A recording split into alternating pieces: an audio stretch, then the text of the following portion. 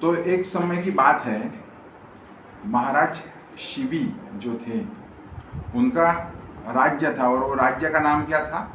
कुशीनगर नाम का उनका राज्य था। और ये जो महाराज शिबी थे वो उनकी कुछ बातों के लिए बहुत ही फेमस थे। और वो फेमस कौन सी बातों के लिए थे? तो उनके अगर दरबार में कोई भी अगर आता था और उनसे कुछ मांगता था तो वो बिना लिए वो वापस नहीं जाता था। और इसकी वजह से उनकी जो प्रजा थी, यानी उनके जो राज्य में जो लोग रहते थे, वो बहुत कैसे थे? वो बहुत ही खुश थे। और वो कैसे थे? बहुत ही समाधानी थे। तो यहाँ जो उनका राज्य था उसके अंदर जो भी कुछ हम बोलते हैं ना डेवलपमेंट थी, वो बहुत अच्छी तरीके से थी और लोग बहुत सुखी थे।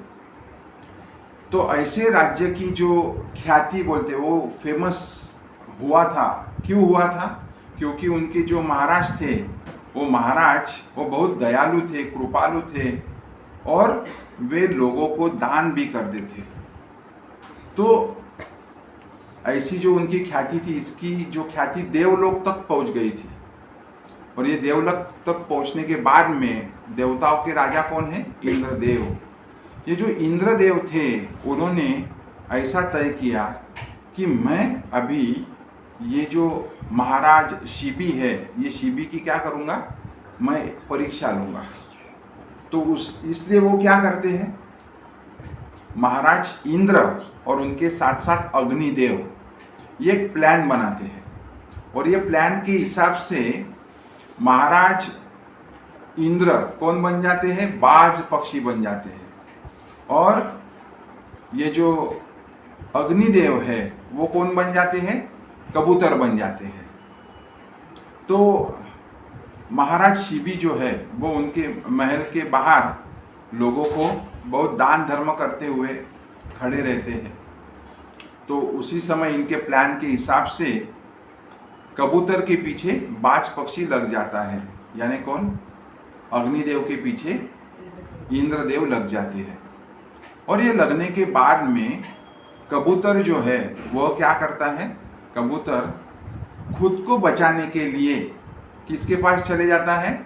महाराज शिबी के पास चले जाता है और उनको कहने लगता है, महाराज महाराज, मुझे ये जो बाज पक्षी मेरे पीछे आ रहा है वो खा डालेगा, तो कैसे भी करके आप क्या कीजिए, आप मुझे बचा लीजिए। तो उतने में बाज पक्षी भी वहां आ जाता है और महाराज को कहने लगता है कि आप अगर ये जो कबूतर है उसको बचा रहे हो, लेकिन उसके साथ साथ आप ये भी सोचिए कि वो मेरा भोजन है। तो अगर वो मुझे नहीं मिला तो मैं तो भूखा रहने वाला हूँ। आप मेरे साथ भी अन्याय नहीं कर सकते हैं।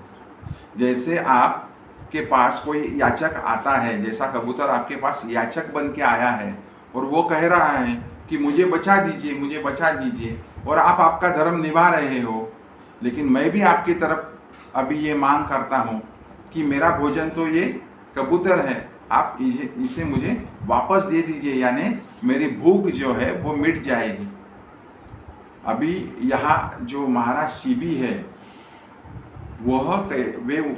वो बाज को कहते हैं, नहीं, मैं आपको कबूतर नहीं दे सकता हूँ। तो वहाँ जो बाज पक्षी है वो शिबी महाराज को क्या कहता है, ठीक है, फिर आप मुझे, मेरा पेट भरेगा इतना, आप मुझे क्या दीजिए, कुछ तो भी खाने के लिए दीजिए। तो यहाँ महाराज क्या कहते हैं कि ठीक है, हम एक काम करते हैं, एक तराजू लेके आते हैं, एक जगह मैं किसको रखता हूँ, ये बाज पक्षी को ये कबूतर को रखता हूँ, और दूसरे में मैं मेरे शरीर का मांस निकाल के उसके अंदर डालते जाऊंगा।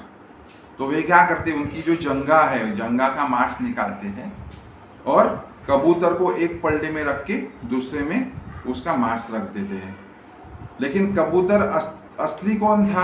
तो अग्निदेव थे। तो उनका वजन उसके हिसाब से ही बढ़ते गया, लेकिन वो जो जंगा का मांस निकाल कर जो डालते गए तो वो कभी ही बैलेंस नहीं होते गया। वो क्या होते गया, जो कबूतर का ही पल्ला था वो भारी होते गया और ये पल्ला ऊपर ही रहता था।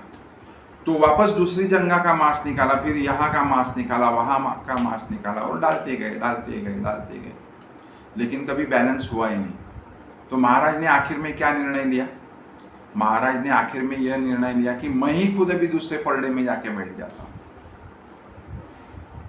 तो कहानी का बताने का ये मकसद ये है कि जब वो बैलेंस हो गए तो यहाँ महाराज बोलते कि तुम मुझे पूरा खा लो, ताकि तुम्हारी जो भूख है वो पूरी की पूरी क्या हो जाएगी, मिट जाएगी।